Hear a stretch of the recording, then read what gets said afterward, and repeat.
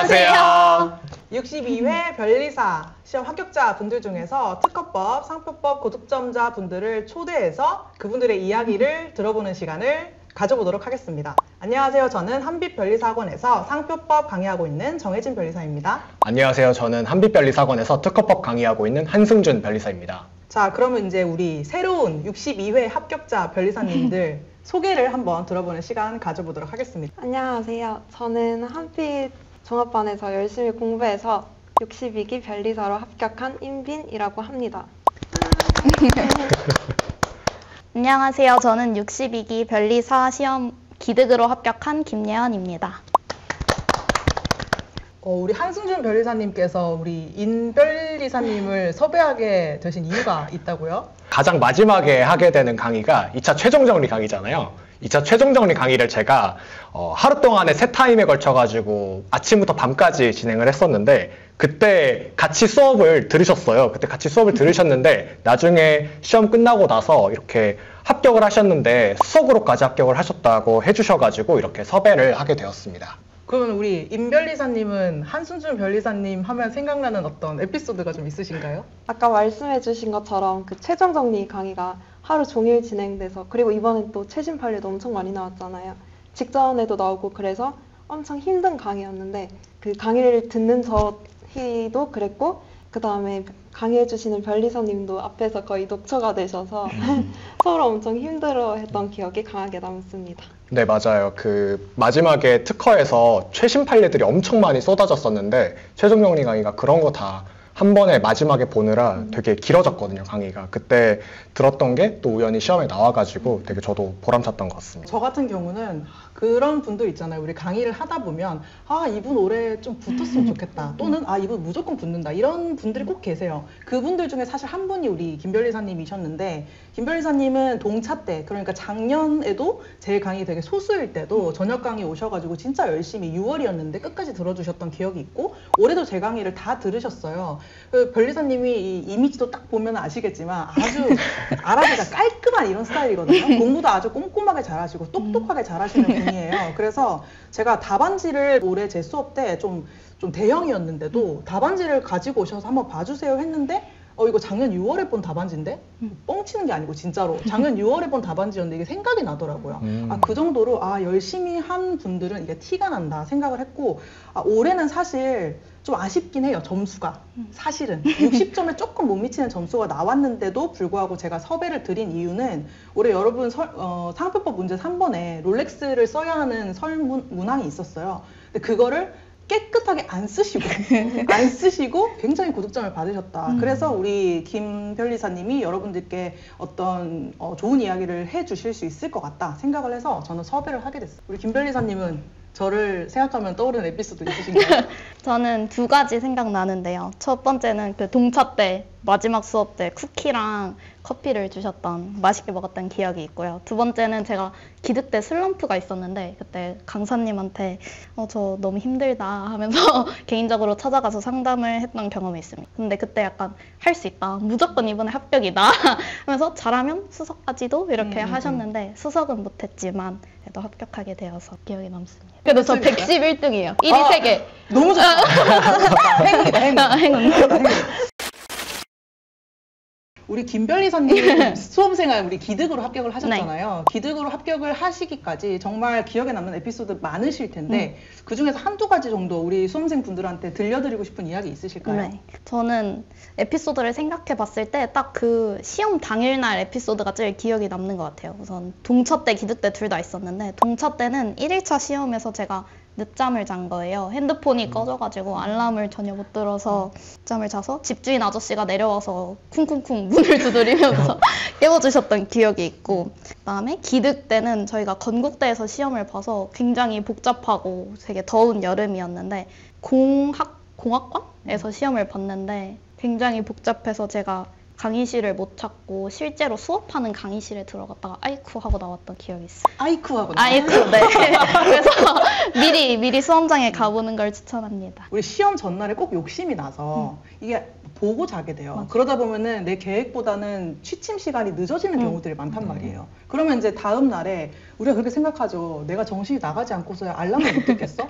그랬는데 휴대폰이 꺼져. 이런 우리가 예상하지 못하는 일들이 발생할 수 있기 때문에 우리 김 변리사님 에피소드 들으신 수험생 분들은 휴대폰 충전 꼭 하고 주무셔라 이런 말씀 드립니다. 네. 자, 우리 임 변리사님 에피소드 있으실까요?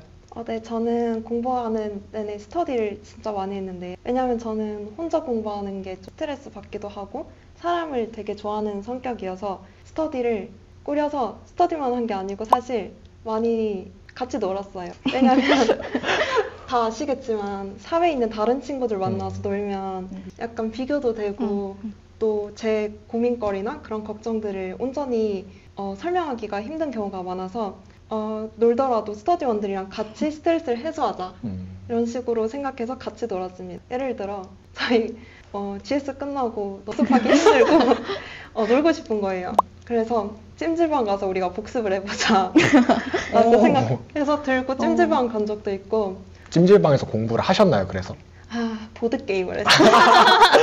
좋았다. 하지만 스트레스는 완전히 해소했고 또 저희가 이제 공동의 목표를 세운 적이 있어요. 4명이 같이 스터디를 했었는데 혼자 공부를 하면 이제 목표를 지키기가 힘드니까 우리가 4명 모두 목표를 달성하면 다 같이 이번 달에 놀러 가자 해서 달이 시작됐을 때 그렇게 계획을 세우고 4명 다 달성하기를 이제 서로 이제 쪼우는 거죠. 너가 공부 다 안 하면 내가 못 가니까 공부해라 이런 식으로 해서 다 같이 끝나고 롯데월드 갔던 기억도 있습니다. 그거 되게 좋은 것 같아요. 두 번째 에피소드가. 그럼 목표 같은 거는 어떻게 구체적으로 정하는 건가요? 공부 계획을 기준으로 1회독을 다 돌리겠다. 아니면 뭐 목차 쓰기를 이만큼 하겠다. 이런 식의 계획을 공유했던 것 같습니다. 되게 좋네요. 그리고 스터디를 이렇게 활용을 하면 진짜 좋은 것 같아요. 같이 으쌰으쌰 되면서 맞아요. 이제 목표가 있으니까는 같이 달성하는 재미도 있고 여러분들도 활용하시면은 되게 좋은 아이디어인 것 같아요. 그러면은 혹시 우리 임빈 변리사님이 이제 한승준 변리사님 수업을 잘 활용을 하셨고 또 김예원 변리사님은 제 수업을 잘 활용을 하셨는데 각 변리사님들끼리 이제 각자가 생각하는 각 변리사들의 어떤 장점이나 아니면 이 부분은 내가 굉장히 잘 활용했는데 실제 시험에서도 도움이 됐다 이런 지점들이 있을까요? 한승준 변리사님 거의 모든 커리큘럼을 다 수강했는데요. 제가 느낀 한승준 변리사님 강의의 특징은 일단 가장 기본에 강의를 너무 잘하십니다. 강의를 너무 잘하셔서 사실 특허 판례가 균등론이나 뭐 이런 추상적으로 다가오는 개념도 많은데 그런 개념들도 비유를 통해서 설명해 주시기 때문에 엄청 직관적으로 잘 이해할 수 있었고 특히 저는 좋아했던 강의가 판례 강의였어요. 이 판례가 어떤 사연을 통해서 나왔고 이런 썰들도 말씀해 주시기 때문에 그 판례에 대한 기초를 다지는데 도움이 되었습니다. 혜진 변리사님의 수업은 시원시원해서 졸리지가 않아요. 그래서 제가 저녁 수업이나 밥을 먹고 들었었는데도 전혀 졸리지가 않고 재밌게 들을 수 있었고 꼭 알아야 될 점이나 답안지에서 이런 점을 챙겨가면 좋다 이런 거나 판례 암기할 때 이 포인트는 꼭 살려라 이런 것들을 얘기해 주시기 때문에 굉장히 많은 도움이 됐습니다. 그리고 제가 동차 때부터 듣고 기드까지 쭉 들었는데 동차 때는 진짜 한 6명이서 들었었거든요. 그래서 되게 나만의 소중한 강의가 너무 커져가지고 약간 시원섭섭이 아니라 약간 기분이 좋기도 하지만 시원. 약간 아쉬운? 나만 알고 싶은데 너무 모두가 알아서 상표를 고득점하는 게 아닌가 모두가. 그래서 올해 약간 상표가 사람들이 다 잘 본 것 같기도 하고. 어떡해.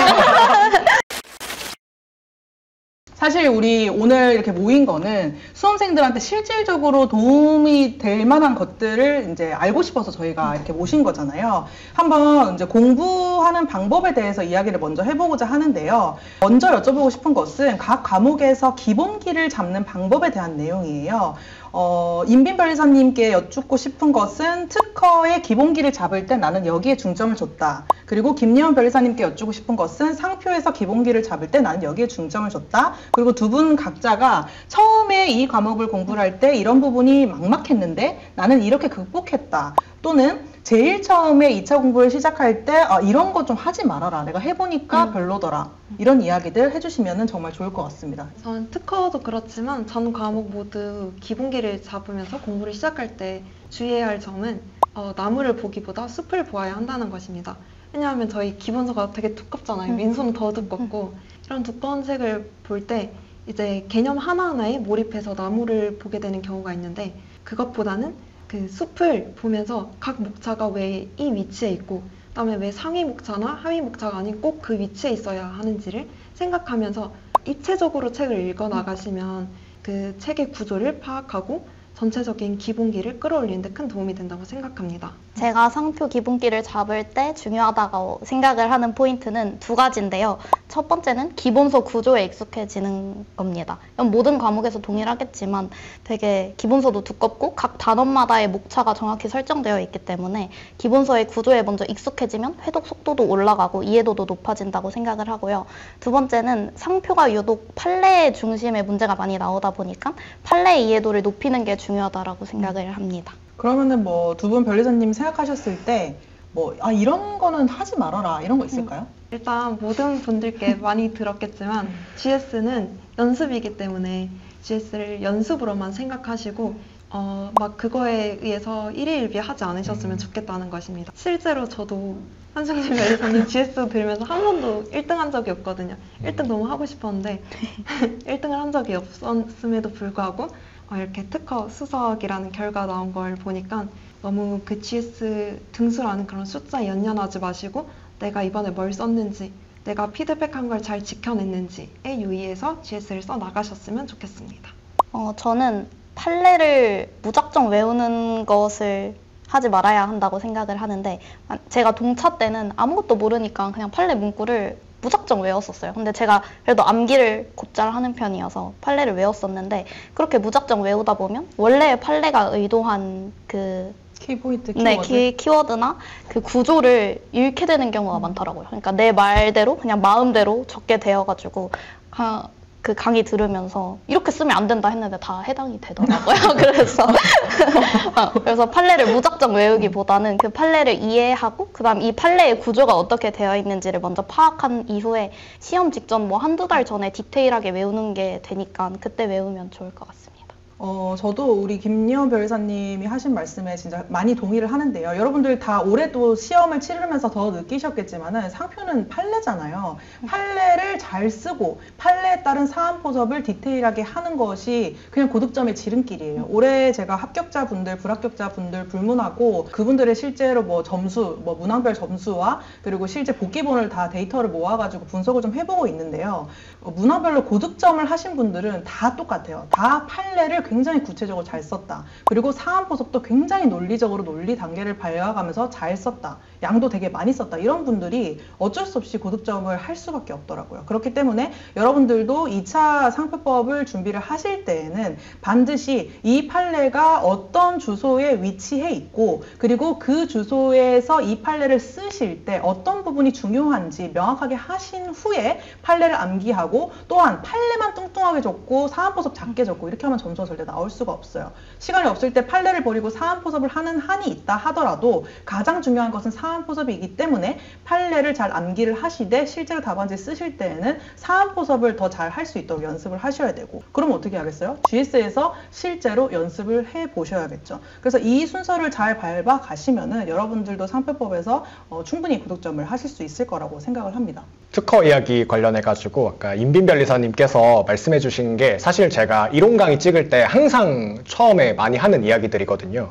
기본서가 사실 400페이지짜리 책도 되게 두껍습니다. 그거를 다 외우는 거는 불가능하거든요. 그런데 많은 분들이 특허 민서 공부를 어려워하는 이유가 처음부터 모든 거를 다 암기해 나가면서 1페이지부터 공부를 해 나가다 보니까 더 금방 지치고 슬럼프도 많이 빠지는 것 같은데 항상 처음에 공부하실 때 제가 강조드리는 건 책을 입체적으로 맨 처음에 가장 큰 대목차부터 먼저 빠르게 읽고 중목차 읽고 소목차 읽고 판례 같은 것도 처음에는 결론만 한번 OX로 한번 먼저 인지를 하고 다음에 왔을 때 키워드 한 개 정도 한번 암기를 하고 그런 식으로 공부를 하는 게 가장 특허 공부에서 초반에 효율성을 많이 끌어올릴 수 있는 방법인 것 같습니다.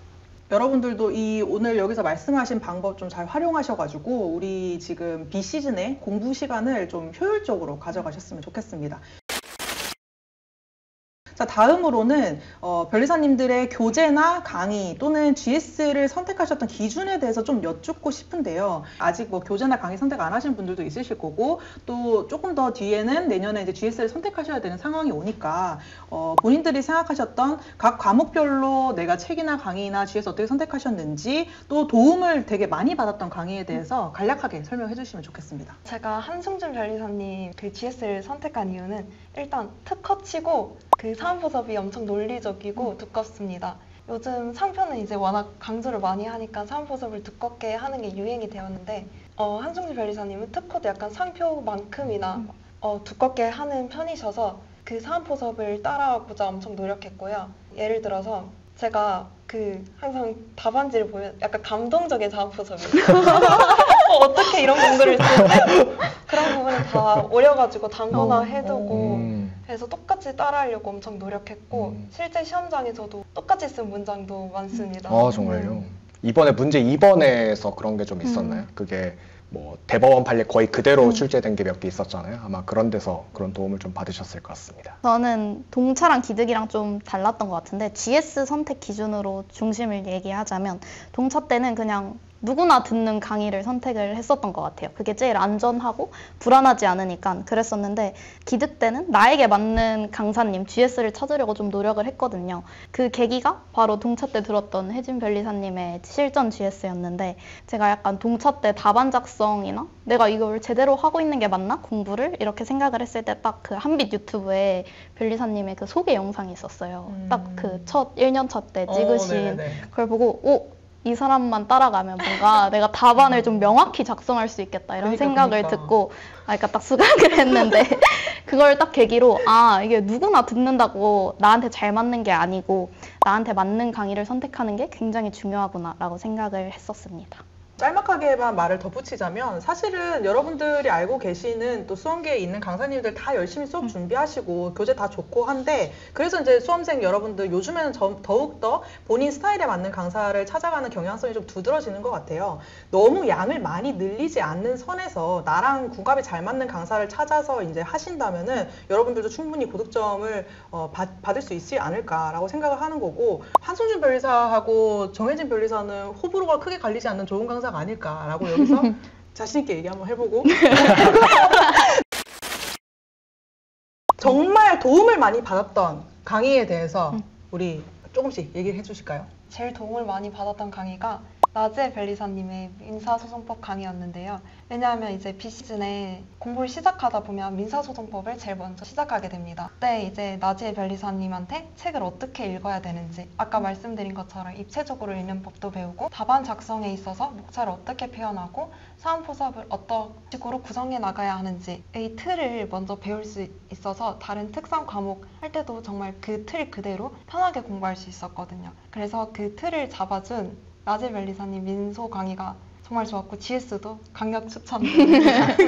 저는 우선 상표는 정혜진 변리사님의 최신 판례, 그 최신 6개년 또는 5개년 판례 특강 굉장히 강추하고 기득 때 실제 시험장에 갔는데 그 자료를 보는 사람이 진짜 많았어요. 전부 다. 전부 거의 다. 진짜로. 이제 그렇게 퍼졌다. 다음 민소도 들었었는데 저는 나지혜 변리사님의 기출 사례 강의를 정말 추천합니다. 그 민소 답안 쓰는 거를 제가 동차 때 거의 풀답안을 안 쓰고 시험장에 들어갔었는데 그래서 답안 작성하는 방법에 대한 굉장히 고민이 많았어요. 그때 약간 명확하게 해결을 좀 준 강의였고 그다음에 민소가 기출이 중요한데 그 기출을 한번 쭉 볼 수 있어서 굉장히 좋았습니다.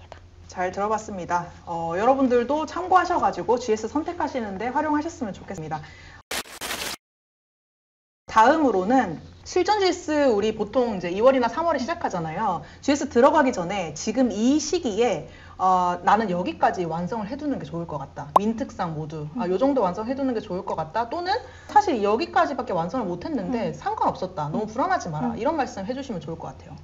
저는 이 2차 공부라는 게 이해, 암기, 쓰기 이렇게 3단계라고 생각하는데요. 이제 실전 GS는 쓰기를 연습하는 것이고 그 전에 이해와 암기를 완성해 놓는 게 좋긴 합니다. 근데 이제 실질적으로 완성하기는 힘들고 판례 강의나 아니면 기본 강의를 통해서 이해를 완성시켜 놓으시면 암기도 이해를 통해서 따라올 수 있기 때문에 적어도 이해는 완벽히 해놓으시면 실전 GS를 들어가서도 내가 외우지 못해서 못 쓴 거지 몰라서 못 썼다라는 느낌은 없기 때문에 불안감 해소에 도움이 될 것 같습니다. 네, 저는 기득 실전 GS일 텐데요.